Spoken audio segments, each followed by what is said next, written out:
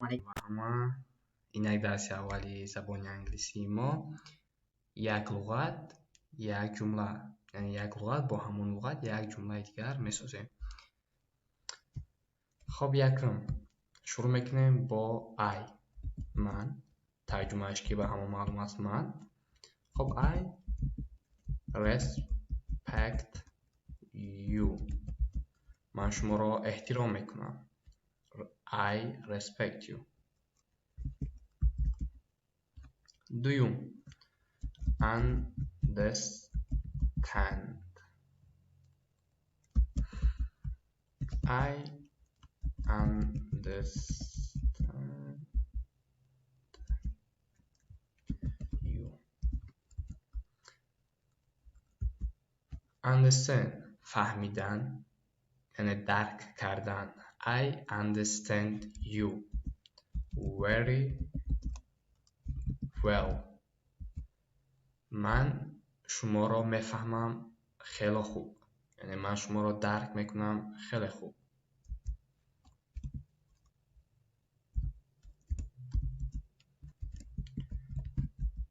Speak صحبت کردن یعنی گپ زدن. I speak English. من با زبان انگلیسی صحبت میکنم.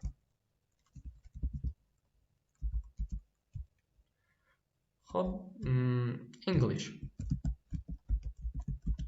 English زبان انگلیسی مثلا سوال میدیم Do you speak English?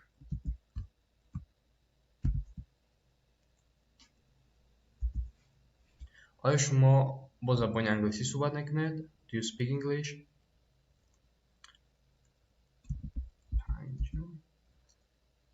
خب توانستن can. I can do it. من میتوانم این را انجام دهم. I can do it.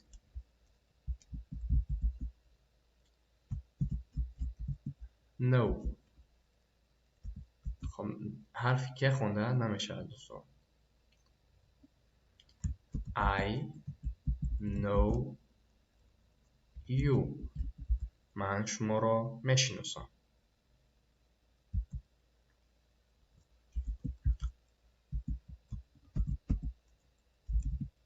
Live زندگی کردن.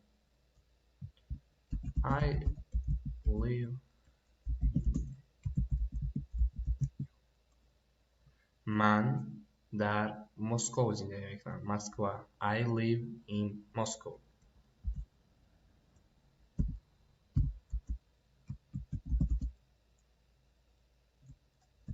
این در. He lived in this place. او در اینجا زندگی میکند. او در اینجا زندگی میکند. He lived in this place.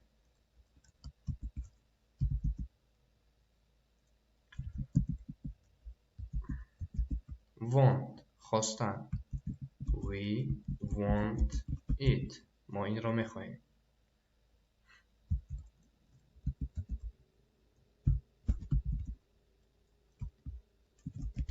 You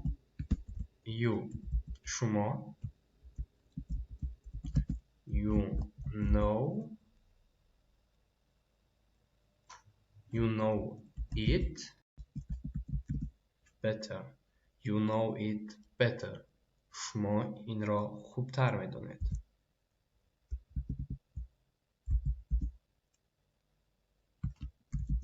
They آنها. They help us. آنها کمک میکنند ما را. They help us.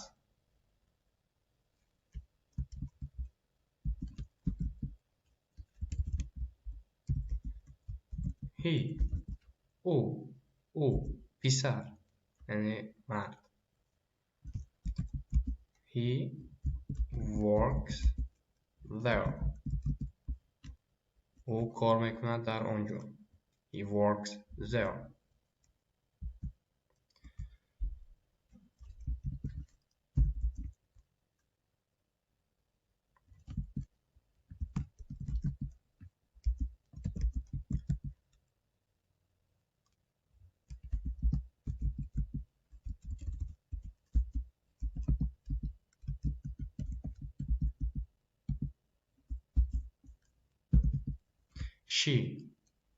She او دختر. She understands me. She understands me. خب understand ما فهمیدیم که میشناسه، درک کردن، میفهمد. She understands me. او میفهمد مرا.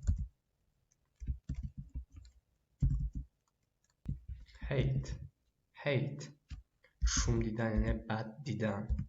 I hate dogs. من سگ‌ها را شوم میبینم یعنی بد میبینم. و آخرین ما نه.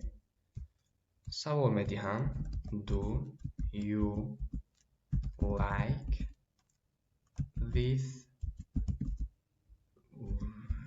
video? Do you like this video? No. Goodbye.